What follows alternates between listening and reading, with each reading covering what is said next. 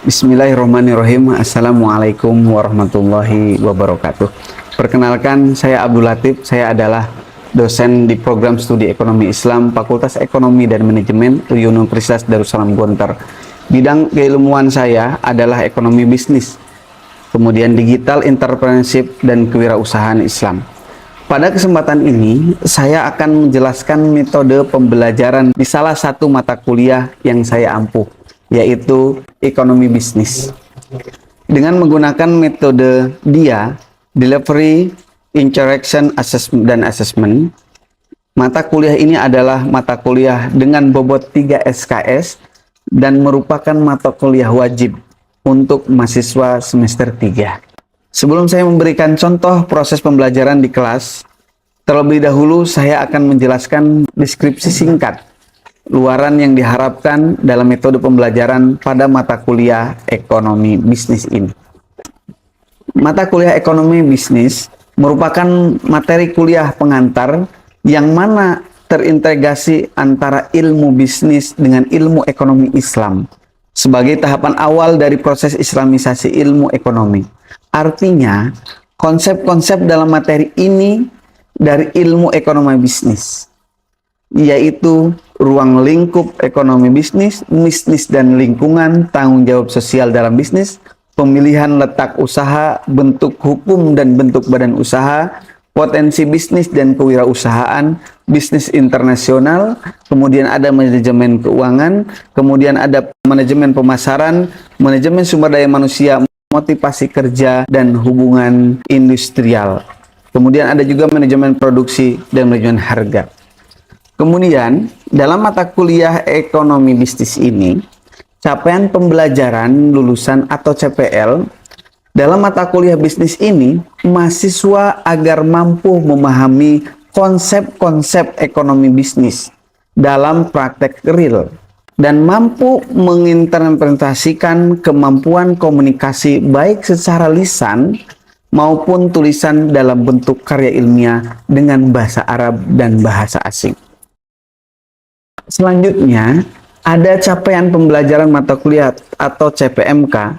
Dalam mata kuliah bisnis ini, mahasiswa agar mampu menguraikan teori manajemen dalam aplikasi bisnis, mampu menganalisis kelayakan bisnis berdasarkan teori bisnis, mampu menganalisis pengembangan dan perencanaan bisnis pada skala global berdasarkan teori ekonomika internasional.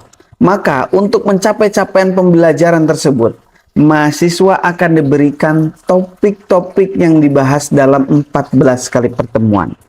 Topik-topik tersebut adalah, yang pertama adalah bisnis dan lingkungan, tanggung jawab sosial dalam bisnis, pemilihan letak usaha, bentuk hukum dan bentuk badan usaha, potensi bisnis dan kewirausahaan, bisnis internasional, manajemen bisnis, manajemen pemasaran, manajemen sumber daya manusia, motivasi kerja dan hubungan industrial, manajemen produksi, strategi produk, dan manajemen harga, manajemen keuangan.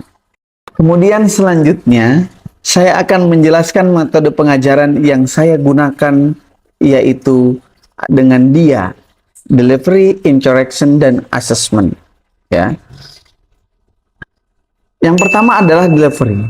Apa itu delivery? Yaitu bagaimana saya menyampaikan perkuliahan kepada mahasiswa. Terkait penyampaian perkuliahan saya kepada mahasiswa ini, saya menggunakan dua strategi. Yang pertama menggunakan textbook. Textbook utama yang saya gunakan adalah yaitu dengan bukunya John Sloman, ya, dengan judul Economic for Business, ya. Yang kedua adalah bukunya Agus Adijanto, ya, dengan judul Etika Bisnis bagi Pelaku Bisnis. Yang ketiga Madura J, yaitu judulnya Introduction to Business. Ini adalah referensi yang saya gunakan. Saya juga mewajibkan kepada mahasiswa untuk menggunakan textbook berbahasa Inggris. Karena dengan demikian, saya yakin kemampuan berbahasa asing mahasiswa akan meningkat, serta meningkatkan pula pengetahuan mahasiswa melalui sumber informasi yang bertaraf global. Selain itu, saya juga menggunakan hasil penelitian saya sebagai rujukan dalam proses pembelajaran di kelas. Metode yang kedua adalah interaction, yaitu bagaimana saya membangun interaksi dengan mahasiswa, baik di kelas maupun di luar kelas. Dalam proses pembelajaran di kelas, saya senantiasa mendorong mahasiswa untuk bertanya dan meminta mereka untuk menyampaikan opini atas suatu topik yang sedang didiskusikan. Di luar kelas, saya juga membuka kesempatan yang selebar-lebarnya bagi mahasiswa untuk berdiskusi dengan saya melalui berbagai saluran komunikasi, seperti WhatsApp Group, juga melalui Google Classroom, di mana saya melemparkan isu untuk didiskusikan, serta memberikan feedback atas tugas yang mereka kerjakan. Kemudian yang terakhir, assessment, yaitu bagaimana saya menilai mahasiswa secara objektif. Pada pertemuan pertama di setiap mata kuliah, saya selalu memaparkan kontrak perkuliahan yang di dalamnya juga memuat informasi bagaimana saya melakukan penilaian untuk setiap mahasiswa. Contohnya, komponen penilaian tersebut adalah sebagai berikut. Yang pertama adalah kehadiran dan keaktifan mahasiswa, saya berikan nilai 15%. Kemudian tugas 15%, kuis 10%, ujian tengah semester 30%, kemudian ujian akhir semester 30%. Baik, selanjutnya saya akan memberikan contoh proses pembelajaran di kelas mata kuliah ekonomi bisnis ini. Bismillahirrahmanirrahim. Assalamualaikum warahmatullahi wabarakatuh. Waalaikumsalam warahmatullahi wabarakatuh. Alhamdulillahirabbil alamin wa bihi nasta'in ala umuri dunya waddin. Wassalatu wassalamu ala asyrofil anbiya'i wal mursalin. Raditu billahi rabban wa bil islami dinan wa bi nabiyina Muhammad wa rasulullah amma ba'du. Alhamdulillah, pada pagi hari ini kita bisa bertatap muka kembali dalam materi ekonomi bisnis. Ya, kemarin kita sudah belajar di pertemuan pertama tentang apa itu bisnis. Ya, untuk pertemuan sekarang saya akan mengajarkan terkait bisnis dan lingkungannya. Baik, sebelum kami mulai ke dalam materi, kami akan mengabsen terlebih dahulu yang dipanggil namanya agar mengajukan tangan dan bilang hadir. Ya, baik, kami absen dulu terlebih dahulu.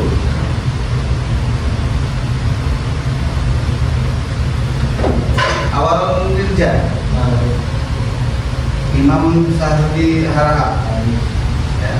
Isa Rajuli Lukran, Lukia Ada Febrian, Moh Ubaid Jul Ikram, Muhammad Al-Fariji hadir, ya. Muhammad Abid Hakim bin Ismanuddin hadir, ya. Muhammad Fatur Rahman Hambali, Muhammad Ija Mahira KS hadir, Raditya Hasan hadir, Rahmat Ramadan, kemudian Rodian Almi Muhammad, Mildan Nurhuda. Baik, ya. Baik, selanjutnya saya akan masuk ke dalam materi, ya. Materi yang saat ini akan kita pelajari, ya, yaitu bisnis dan lingkungannya. Ya. Kalau mungkin di benak kita semua, di benak kalian, bisnis itu adalah suatu perusahaan atau suatu lembaga, ya, yang mempunyai anak perusahaan, atau mungkin bisnis itu bisa dibilang menguntungkan, ya, menguntungkan. Kemudian juga bisa dibilang kita ini mendapatkan sesuatu yang dalam bisnis ini laba yang sangat besar. Ya, maka dari itu sebelum kami masuk ke dalam materi bisnis dan lingkungan, ya, saya ingin menanyakan terlebih dahulu kepada teman-teman, apa itu bisnis? Ya, Ija, bisnis adalah suatu kegiatan yang dilakukan oleh sekelompok individu yang menciptakan suatu nilai melalui barang dan jasa untuk memenuhi kehidupan sehari-hari dengan tujuan menghasilkan keuntungan. Baik. Ya, terima kasih ya. Ya. Beri tepuk tangan. Baik, selanjutnya ya, apa yang Anda ketahui tentang lingkungan bisnis kerjaan? Lingkungan bisnis adalah faktor-faktor yang mempengaruhi di kegiatan suatu bisnis. Faktor-faktor tersebut mempengaruhi pertama adalah faktor perusahaan sendiri, yaitu faktor internal. Dan tidak hanya internal, melainkan juga faktor eksternal juga sangat mempengaruhi untuk lingkungan bisnis tersebut. Baik, terima kasih. Beri tepuk tangan buat Roger. Baik, selanjutnya tadi sudah disampaikan mungkin sedikit tentang apa yang disampaikan oleh Ija, ya. Pengertian bisnis, ya. Bisnis adalah sebuah kegiatan atau usaha. Ya. Bisnis ini diartikan ya sebagai kegiatan ya atau usaha. Ya. Ya, tentunya kegiatan-kegiatan kalau dalam bisnis itu mencari suatu keuntungan salah satunya. Ya. Kemudian bisnis adalah aktivitas yang meliputi pertukaran barang jasa atau uang yang dilakukan oleh dua pihak atau lebih dengan maksud memperoleh manfaat maupun keuntungan. Ya, bisnis tentunya selain keuntungan untuk memenuhi kebutuhan di dalam kehidupan kita sehari-hari juga. Ya, melalui apa? Transaksi. Nah, ini dalam pengertian bisnis. Maka dari itu kita harus memahami bisnis itu apa. Ya, kita tidak bisa ya lari dari bisnis dalam kehidupan sehari-hari. Semuanya kita salah satunya adalah seorang pembisnis. Bisnis di bagian apa? Sebagai konsumen, maka bagaimana kita berbisnis yang baik, bagaimana kita menjadi konsumen yang baik. Paham di sini? Ya. Kemudian selanjutnya, ya, setelah kita mengenai tadi mengartikan arti bisnis, pengertian bisnis, maka yang kedua adalah orientasi bisnis. Nah, orientasi berdasarkan kegiatan utamanya, bisnis dibagi menjadi dua organisasi bisnis. Ya, yang pertama adalah organisasi bisnis. Banyak organisasi-organisasi yang di sana juga nirlaba atau non, ini bisa digolongkan dalam bisnis. Ya, tadi disampaikan bisnis itu bisa individual, tapi harus melibatkan pihak lain juga. Ya, ada juga suatu organisasi atau kelompok di dalam bentuk bisnis. Nah, kita tinggal memilih bisnis kita ini arahnya kemana. Ya, kita harus paham bagaimana dasar-dasar manajemen bisnis dan sebagainya, nanti akan kita pelajari di pertemuan selanjutnya. Ya, ini kita harus paham dulu bisnis dan lingkungan itu sesuatu bagian yang tidak bisa dipisahkan. Bagaimana kita bisa menjalankan bisnis dengan baik, bagaimana kita bisa menguasai bisnis dengan baik, kita juga harus bagaimana bisa memenuhi kebutuhan di dalam bisnis tersebut. Untuk apa? Untuk siapa kita berbisnis? Ya. Jadi kita harus tahu maksud dan tujuan. Ya. Nggak tiba-tiba kita contohnya jualan sesuatu, menjual barang, istilah yang penting inilah. Tidak. Tujuan seperti apa? Pangsa pasar seperti apa? Akan dibawa kemana di bisnis kita? Ya. Kemudian yang kedua adalah keuntungan usaha. Jelas. Ya, di dalam berbisnis itu ada yang namanya keuntungan. Yang ada juga sebenarnya, tapi yang tujuan utamanya dalam berbisnis adalah mencari keuntungan. Ya. Yang ketiga adalah pertumbuhan dan perkembangan yang berkelanjutan. Kita sudah merintis bisnis, ya, sudah memulai bisnis, ya, dan kita bagaimana mencari tadi suatu keuntungan. Yang setelah itu harus bagaimana kita bisa mempertumbuhkan dan memperkembangkan yang berkelanjutan, tidak berhenti di dalam berbisnis. Saya sudah mulai ini berdasarkan prinsip-prinsip bisnis sudah mengungkap, sudah berjalan, ya, sudah beberapa hari, beberapa minggu, beberapa tahun, kemudian berhenti tidak bisa mengembangkan. Makanya di sini tidak akan berjalan. Maka dari itu kita harus menumbuhkan dan berkembangkan yang berkelanjutan, tidak berhenti di satu tempat saja. Ya, kita harus bisa mengembangkan. Kemudian yang keempat adalah mengatasi berbagai risiko. Ya, ini di dalam bisnis itu banyak risiko. Ya, salah satu kita memikirkan bagaimana untung itu, kita harus bagaimana menguasai manajemen risiko. Ya. Contoh jualan buah, ya, jualan buah. Ya. Bagaimana nanti kalau buah ini tidak laku? Setelah itu bagaimana? Sebelum itu buah itu busuk. Manajemen risiko seperti apa? Kalau kita hanya berpikir untung, buah jualan buah semangka harganya 5.000 pokoknya, ya, kemudian kita jual 10.000 untung 5.000. Tapi kita tidak mengetahui bagaimana kalau semangka ini tidak laku. Kemudian semangka ini kalau tidak laku akan membusuk. Ya, kita harus tahu nanti kalau ini semangka ini tidak laku, larinya kemana? Ini nggak konsumen ini bawah ini, ya. Ya, baik, ya. Maka dari itu yang ketiga adalah mengatasi berbagai risiko. Kalau seperti Apple, ya, harus terus berinovasi dan mengikuti perkembangan teknologi untuk tetap kompetitif di pasaran global. Sekarang mungkin iPhone 10 itu sudah tidak ada apa-apanya, karena sekarang sudah iPhone 15. Terus dia berinovasi, ya, sehingga bisa berkembang untuk tetap kompetitif di pasar global. Ini kita harus berpikirnya perencanaan bisnis itu bukan stagnan di suatu tempat, tapi bagaimana kita bisa membuat bicara masa depan di.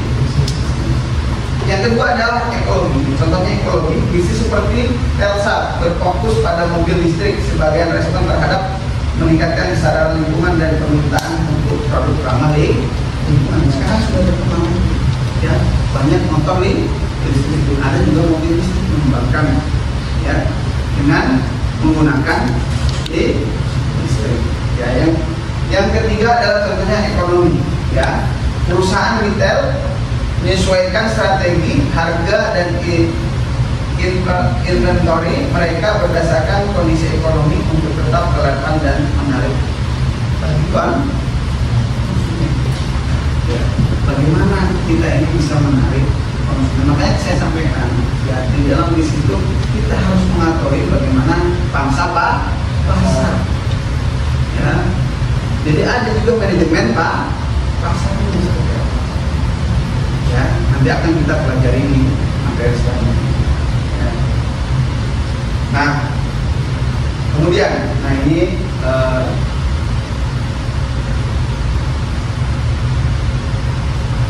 skip dulu deh. Baik, setelah ini saya ingin kalian berdiskusi apa materi yang telah saya sampaikan. Ya, silahkan setelah ini dibagi 2 kelompok, ya. Nanti setelah saya selesai, maka saya akan menunjuk agar kalian bisa menyampaikan hasil diskusinya di depan. Ya, paham ya sampai di sini? Ya, silakan sekarang dibagi 2 kelompok. Kelompok A dan kelompok B dibagi 2 kelompok. Ya, silakan.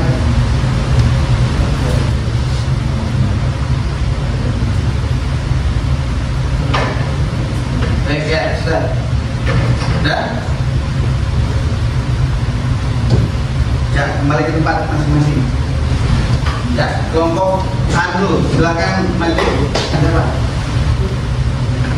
Ya. Apa hasil diskusinya? Mengapa harus berbisnis?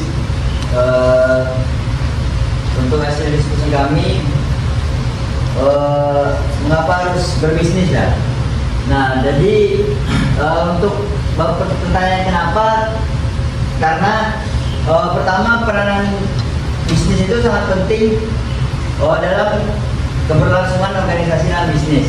Nah, itu ada beberapa faktor-faktor yang mempengaruhinya seperti faktor eksternal, yaitu dapat mempengaruhi kinerja, strategi, dan keberlangsungan suatu bisnis tersebut.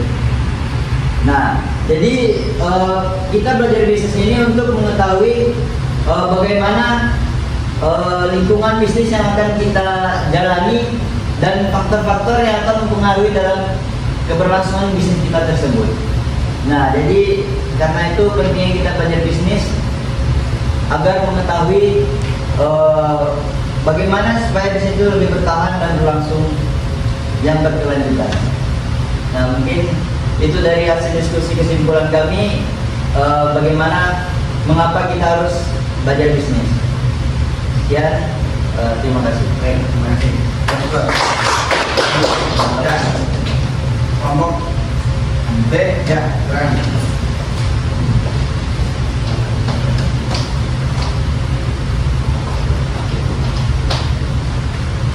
Baik, di sini kami akan menjelaskan tentang hasil diskusi kami.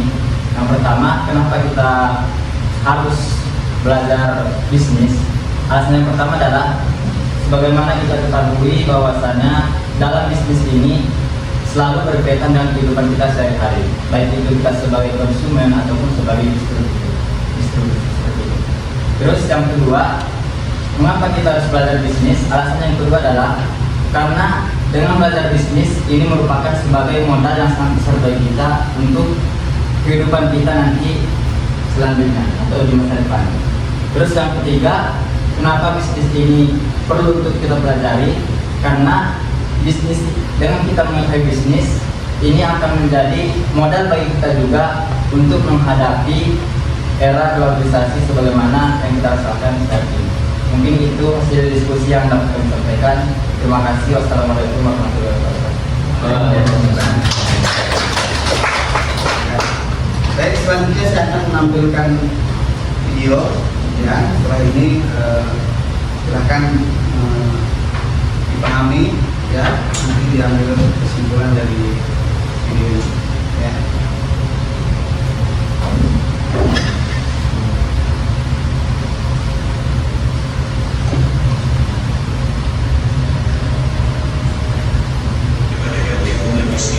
Sementara itu, lingkungan bisnis yang positif akan berdampak pada produktivitas perusahaan. Memiliki beberapa karyawan yang senang dalam ekosistem organisasi yang baik, nyatanya akan menghasilkan jalan komunikasi yang baik, sehingga nantinya bisnis dapat berjalan dengan baik serta tujuan bisnis juga dapat tercapai dengan mudah. Lalu apa sebenarnya makna dari lingkungan bisnis tersebut? Apa saja aspek yang wajib terdapat di dalamnya? Berikut ini sahabat trainer akan memberikan penjelasannya.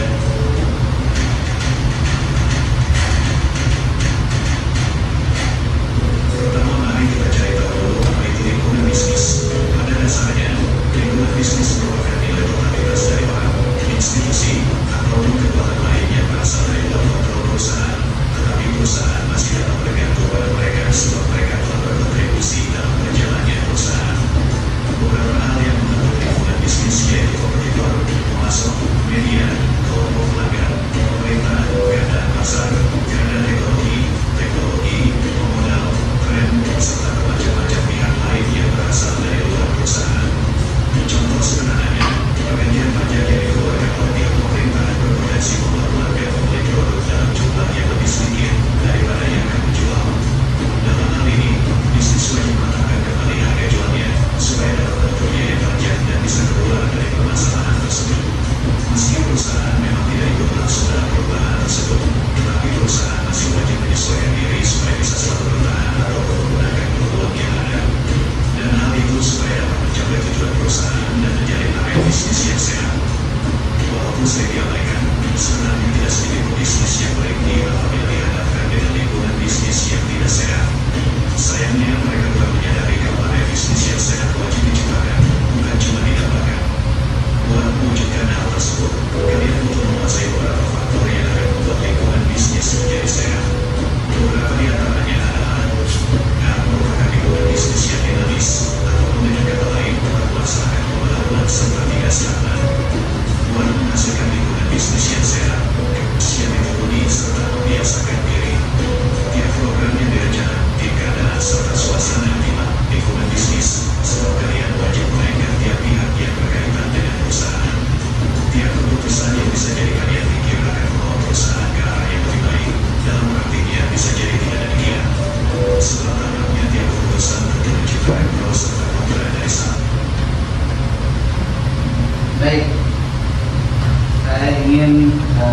salah satu ahli ini ya, 2 orang mengambil kesimpulan dari video tadi dan dari materi yang disampaikan. Ya, keren.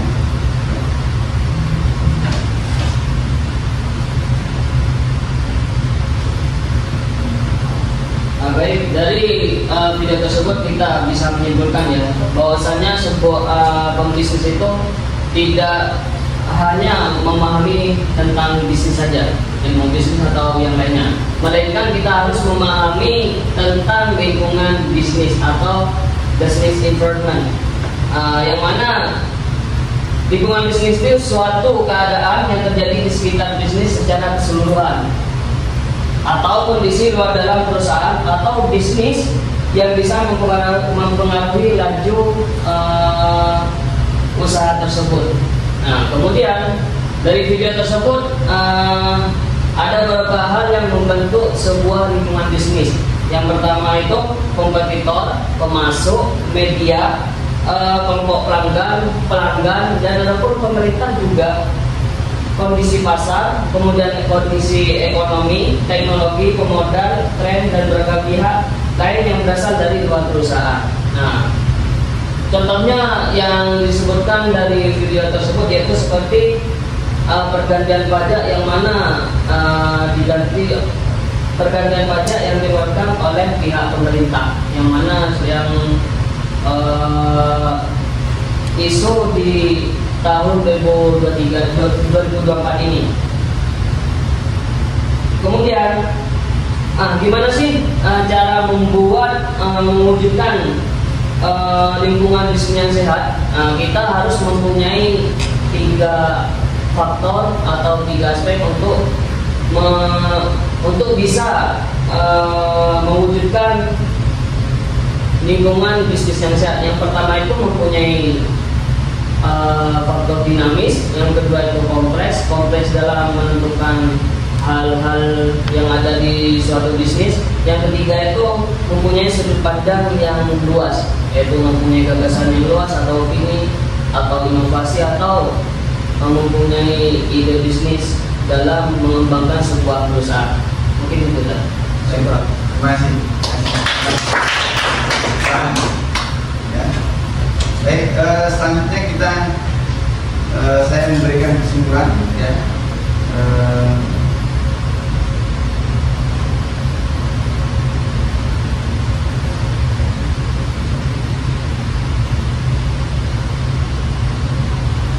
Kesimpulannya adalah ya, tadi terima kasih sudah disampaikan oleh Tom ya. Pemahaman yang mendalam tentang lingkungan bisnis adalah kunci bagi kesuksesan jangka panjang perusahaan. Dengan terus memantau dan menganalisis faktor-faktor eksternal dan internal, perusahaan dapat membuat keputusan yang lebih tepat, beradaptasi dengan perubahan dan memanfaatkan peluang yang ada. Strategi yang dibangun dengan memperhatikan lingkungan bisnis cenderung lebih efektif dan berkelanjutan. Jadi ini kesimpulannya, kita harus bagaimana memahami kebijakan dan lingkungan di sekitarnya agar bisa memperhatikan lingkungan cenderung lebih efektif dan berkelanjutan. Ya. Baik, ini yang bisa saya sampaikan dalam materi bisnis dan lingkungannya pada pertemuan pagi hari ini. Nanti akan kita lanjut materi selanjutnya di pertemuan selanjutnya. Baik, syukran. Wassalamualaikum warahmatullahi wabarakatuh. Waalaikumsalam.